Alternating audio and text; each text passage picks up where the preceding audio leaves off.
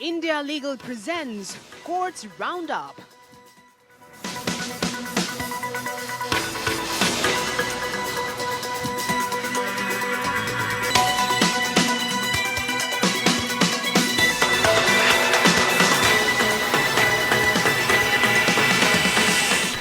Doctor ortho Ayurvedic oil and capsule, अब दर्द भी घुटने टेकेगा।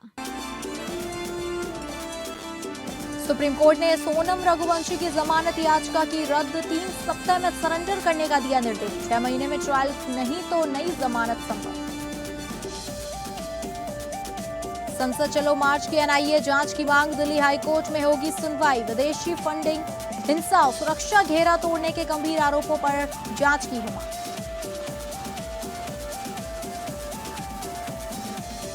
पटना में गंगा किनारे अवैध कब्जे हटेंगे, वृंदावन में यमुना के भीतर नए निर्माण पर रोक। सुप्रीम कोर्ट ने कहा, नदियों के प्राकृतिक प्रवाह के खिलवाड़ नहीं होगा। बिहार सरकार 23 सितंबर तक अनुपालन रिपोर्ट दाखिल करेगी। राष्ट्रीय राजमार्ग अधिनियम में संशोधन की है जरूरत, भूमि मुआवजा विवाद नौकरशाह नहीं तय करें, सुप्रीम कोर्ट ने दिया निर्देश।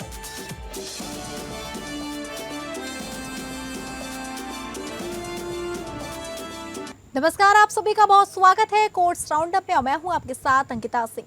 अगले आधे घंटे हम सुप्रीम कोर्ट, हाई कोर्ट और तमाम निचली अदालतों की खबरों को आपके सामने रखेंगे। तो शुरू करते हैं courts roundup. India Legal presents Courts Roundup.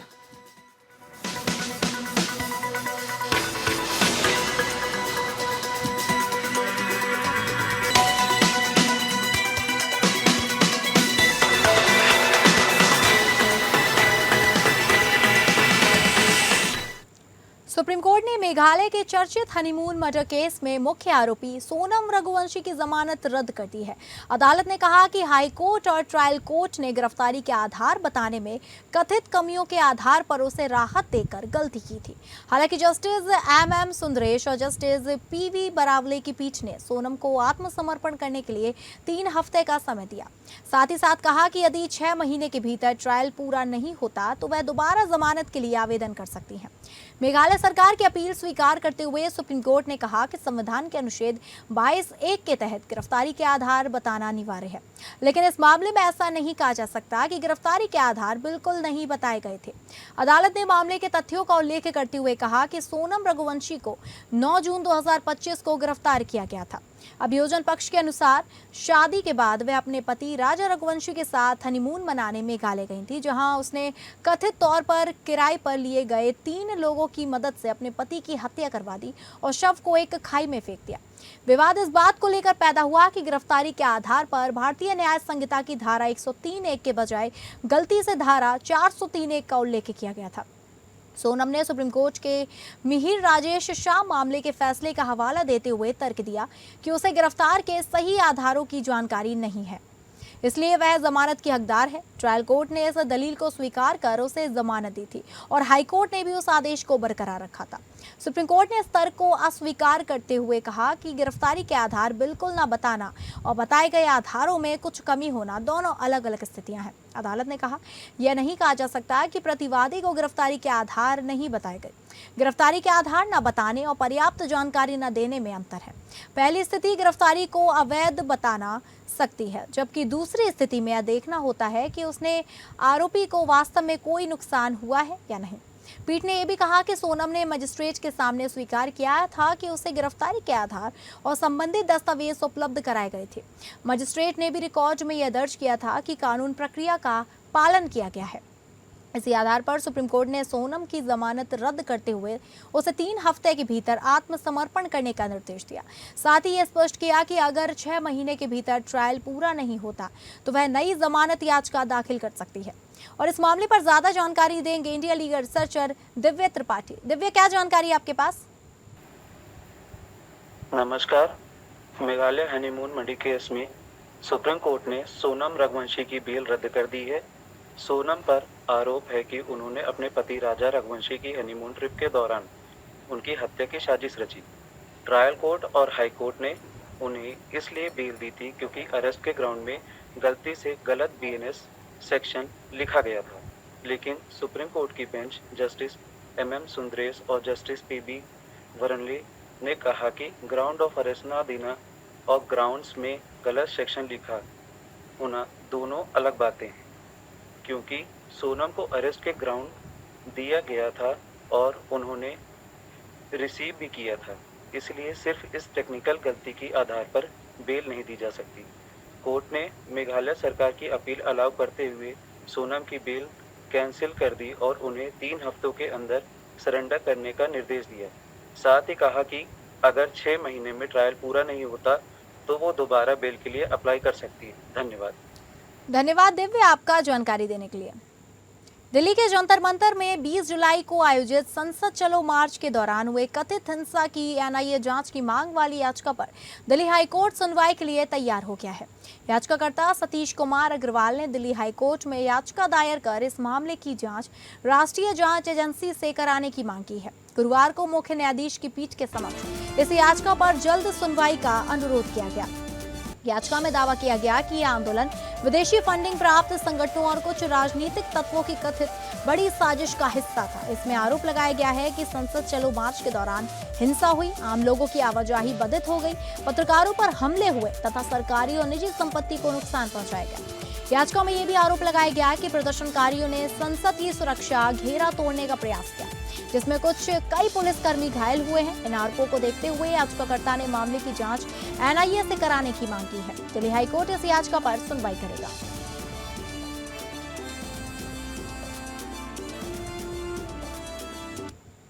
Supreme court ने गंगा और उसकी सहायक नदियों के बाढ़ क्षेत्र में हो रहे अवैध निर्माण और अतिक्रमण पर सख्त रुख अपनाया है। अदालत ने बिहार की राजधानी पटना में गंगा के फ्लड प्लेन से सभी अवैध निर्माण हटाने का निर्देश दिया है। साथ ही उत्तर प्रदेश के वृंदावन में यमुना नदी की मुख्य धारा के भीतर किसी भी नए निर्माण पर अगली सुनवाई तक रोक लगा दी है। जस्टिस जेबी पारदीवाला और जस्टिस केवी विश्वनाथन की पीठ ने कहा कि नदियों के प्राकृतिक प्रवाह और पारिस्थितिकी तंत्र से किसी भी प्रकार का समझौता स्वीकार नहीं किया जा सकता। अदालत ने स्पष्ट किया कि अवैध निर्माण हटाने की कार्यवाही किसी अन्य अदालत के ऐसे आदेश से प्रभावित नहीं होगी जो इस प्रक्रिया में बाधा उत्पन्न करता हो। यह मामला पटना निवासी अशोक कुमार सिन्हा की याचिका पर सुनवाई के दौरान सामने आया। याचिका में राष्ट्रीय हरित अधिकरण के ओर से याचिका आदेश को चुनौती दी गई है, जिसमें गंगा के फ्लड प्लेन पर बढ़ते अवैध निर्माण और अतिक्रमण के खिलाफ उनकी मूल याचिका खारिज कर दी गई थी। सुनवाई के दौरान याचिकाकर्ता की ओर से वरिष्ठ अधिवक्ता आकाश ने अदालत को बताया कि 12 मार्च 2026 के आदेश में सैकड़ों अतिक्रमणों का उल्लेख होने के बावजूद राज्य सरकारों ने प्रभावी कार्रवाई नहीं की। इस पर सुप्रीम कोर्ट ने संबंधित राज्य सरकार को तत्काल कार्रवाई करने का निर्देश दिया और बिहार सरकार से 23 सितंबर 2026 तक अनुपालन रिपोर्ट दाखिल करने को कहा। सुप्रीम कोर्ट ने उत्तर प्रदेश के वृंदावन में यमुना नदी की मुख्य धारा के भीतर चल रहे निर्माण कार्यों पर भी गंभीर चिंता व्यक्त की। ब्रज वृंदावन देवालय समिति की ओर से दायर हस्तक्षेप याचिका पर सुनवाई करते हुए अदालत ने आदेश दिया कि अगली सुनवाई तक यमुना की मुख्य धारा के भीतर किसी भी नए निर्माण की अनुमति नहीं दी जाएगी और यथास्थिति बनाए रखी जाएगी। समिति की ओर से अधिवक्ता शुभम उपाध्याय ने अदालत को बताया कि घाटों के विस्तार के नाम पर कंक्रीट, लोहे और स्टील का उपयोग पर नदी के भीतर तक निर्माण किया जा रहा है। इससे यमुना की प्राकृतिक धारा संकरी हो रही है और नदी का पारिस्थितिक प्रवाह गंभीर रूप से प्रभावित हो रहा है। इन दलीलों पर संज्ञान लेते हुए सुप्रीम कोर्ट ने उत्तर प्रदेश सरकार से इस मामले में विस्तृत रिपोर्ट तलब की और स्पष्ट किया कि नदियों के संरक्षण और पर्यावरणीय संतुलन से किसी भी तरह का समझौता स्वीकार नहीं किया जाएगा।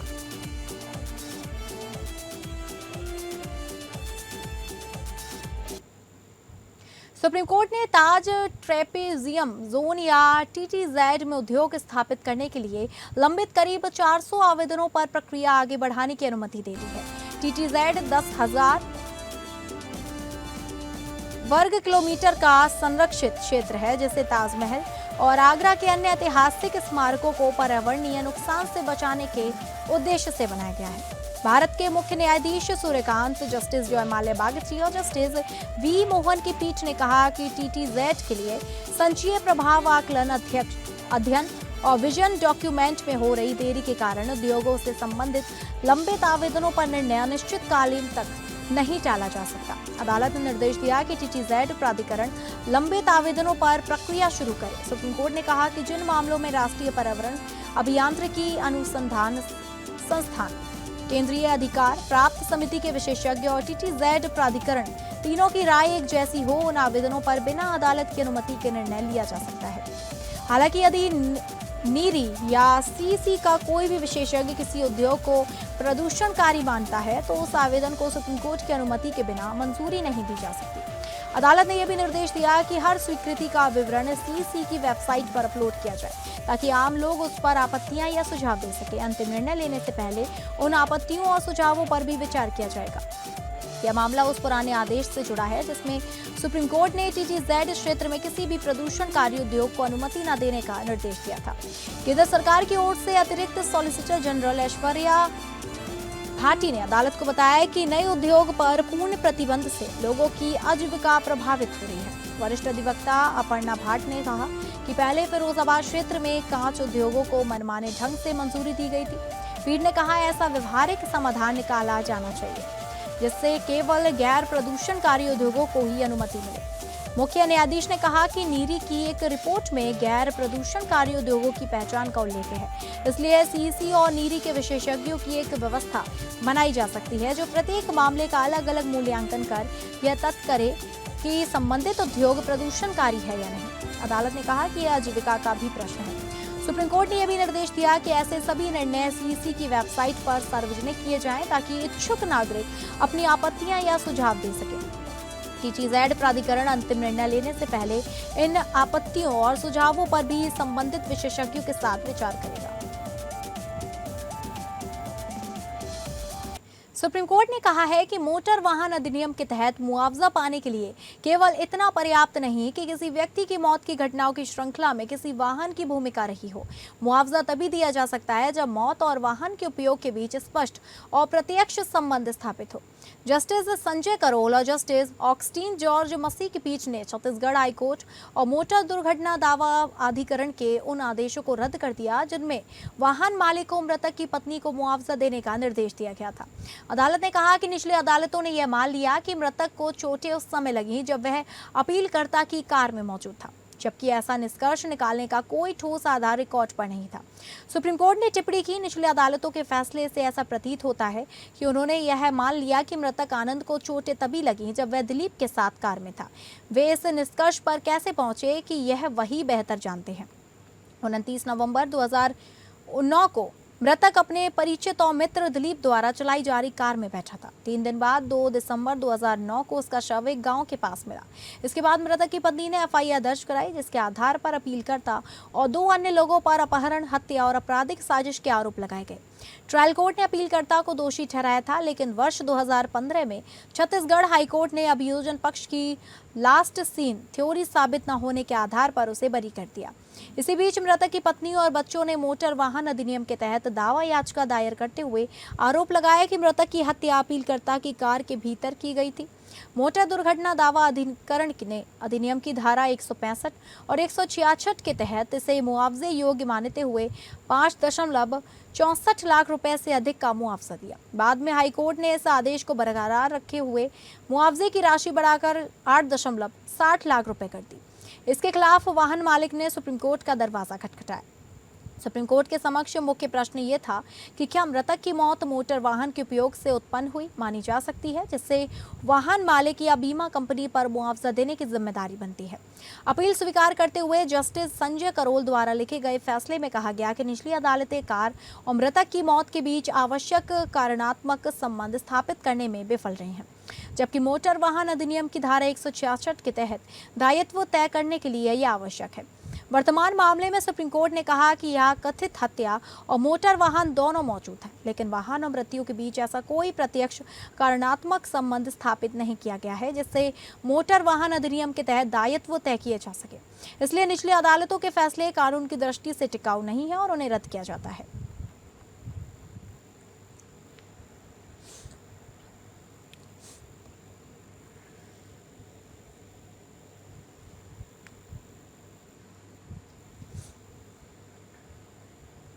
सुप्रीम कोर्ट ने कहा है कि प्रथम दृष्टया यह स्वीकार नहीं किया है कि राष्ट्रीय राजमार्ग अधिनियम 1956 के तहत अधिग्रहित भूमि के मुआवजे से जुड़े विवादों का फैसला सरकार द्वारा नियुक्त नौकरशाह करे। अदालत ने कहा कि मुआवजे का निर्धारण पूरी तरह न्यायिक प्रकृति का कार्य है और इसे न्यायिक प्रशिक्षण प्राप्त मंच द्वारा ही किया जाना चाहिए।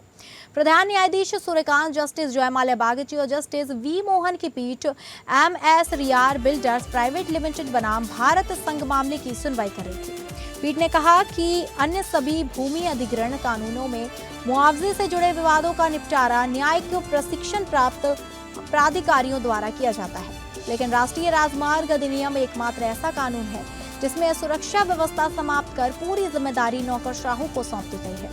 अदालत ने कहा कि प्रथम दृष्टया यह व्यवस्था स्वीकार नहीं लगती।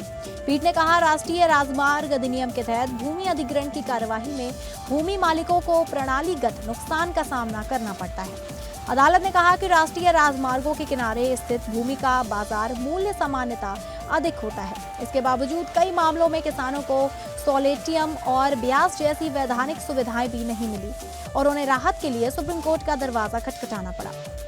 CJI सूर्यकांत ने कहा, सामान्य भूमि अधिग्रहण कानून में भले ही भूमि अधिग्रहण कलेक्टर एक सरकारी अधिकारी होता है, लेकिन मुआवजे के निर्धारण के लिए न्यायिक मंच उपलब्ध होता है, जहां न्यायिक प्रशिक्षण प्राप्त व्यक्ति फैसला करता है। राष्ट्रीय राजमार्ग अधिनियम में यह सुरक्षा पूरी तरह अनुपस्थित है। सुनवाई के दौरान भारत के अटॉर्नी जनरल R वेंकटरमणि ने अदालत को बताया कि केंद्र सरकार राष्ट्रीय राजमार्ग अधिनियम में संशोधन के प्रस्ताव पर सक्रिय रूप से विचार कर रही है, ताकि भूमि मुआवजा विवादों का निपटारा न्यायिक प्रशिक्षण प्राप्त मंच द्वारा किया जा सके। इस पर सुप्रीम कोर्ट ने कहा, यदि सरकार इस मुद्दे पर विधायी संशोधन पर विचार कर रही है तो अदालत उसका स्वागत करेगी। अदालत ने कहा, जब उपयुक्त विधायी प्रक्रिया की संभावना मौजूद है तब इस मुद्दे पर न्यायिक निर्णय देने की जल्दबाजी की आवश्यकता नहीं है, इसलिए सरकार के नीतिगत निर्णय का कुछ समय तक इंतजार किया जा सकता है।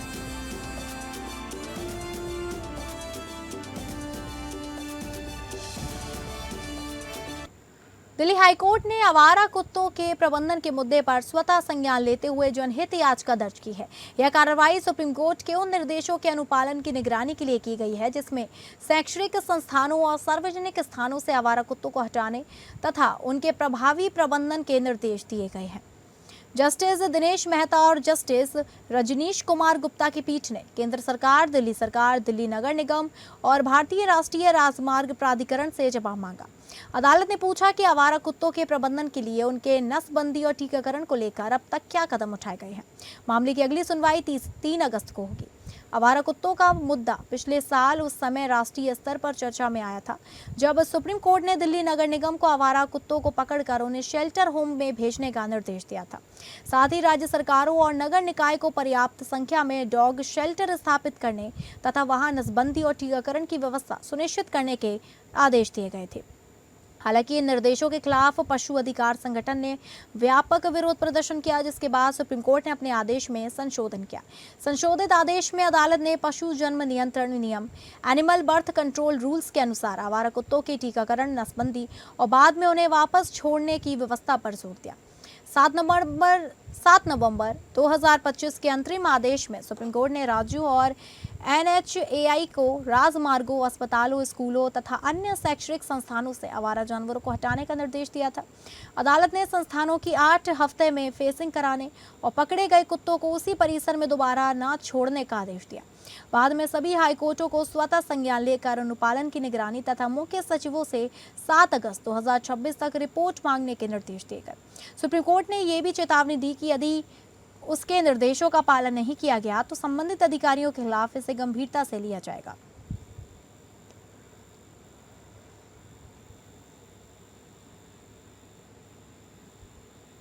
आइए अब इंडिया लीगल वेब रिपोर्टर समझे कि महिलाओं की ऑनलाइन ट्रोलिंग के कानूनी उपचार क्या होते हैं।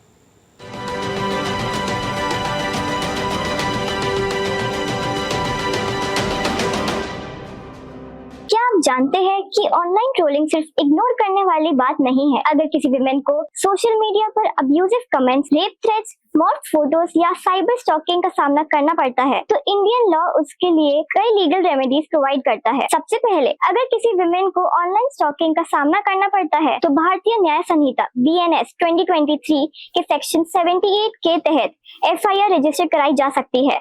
इस ऑफेंस में पहली कन्विक्शन पर 3 साल तक की इम्प्रिजनमेंट और फाइन हो सकता है, जबकि रिपीट ऑफेंस पर 5 साल तक की इम्प्रिजनमेंट और फाइन का प्रोविजन है। अगर online sexual harassment, sexually coloured remarks या अनवांटेड सेक्सुअल एडवांसेस किए जाते हैं तो सेक्शन 75 BNS के तहत एक्शन लिया जा सकता है, जिसमें 1 साल से लेकर 3 साल तक की इम्प्रिजनमेंट और फाइन की पनिशमेंट हो सकती है। अगर किसी की प्राइवेट इमेजेस बिना कंसेंट के सर्कुलेट की जाती है या ऑब्सीन कंटेंट ऑनलाइन अपलोड किया जाता है तो इंफॉर्मेशन टेक्नोलॉजी एक्ट 2000 के प्रोविजंस भी अप्लाई हो सकते हैं। Victims national cyber crime reporting portal पर कंप्लेंट फाइल कर सकते हैं, एविडेंस के स्क्रीनशॉट्स प्रिजर्व कर सकती है और जरूरत पड़ने पर कोर्ट से टेक डाउन ऑर्डर्स भी सीक कर सकती है। हाल ही में सुप्रीम कोर्ट ने Aureliano Fernandes versus state of Goa 2023 में हरासमेंट के खिलाफ इंस्टीट्यूशंस की रिस्पॉन्सिबिलिटी को रीएनफोर्स करते हुए सेफ एनवायरनमेंट इंश्योर करने की इंपॉर्टेंस को एम्फसाइज किया। ये जजमेंट याद दिलाता है कि डिग्निटी और सेफ्टी, चाहे ऑफलाइन हो या ऑनलाइन, कॉन्स्टिट्यूशनल प्रोटेक्शन का हिस्सा है। Do follow us for more legal updates.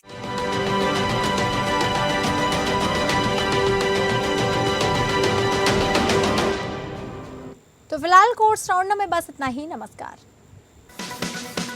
India Legal presents Courts Roundup.